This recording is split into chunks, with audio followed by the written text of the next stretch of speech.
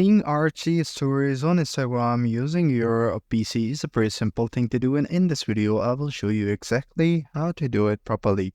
So first thing first, hit up your Google Chrome and search Instagram in the search engine. Once you do it, you will be redirected to the Instagram website. Make sure that you select the Instagram, that is instagram.com. Here all you have to do is to go to the login section. If you don't have an account, you can sign up first. So if you have an account, just make sure that you give it your credentials and log in with your official account. So once you do it, go to the profile, and in the profile, go to the archive.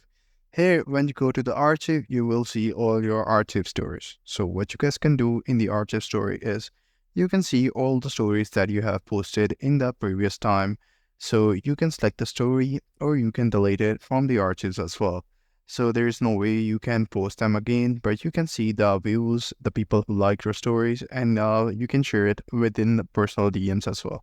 So that's how you can do it. I hope you find this video helpful. If you do, please consider subscribing to the channel. Take care. Bye-bye.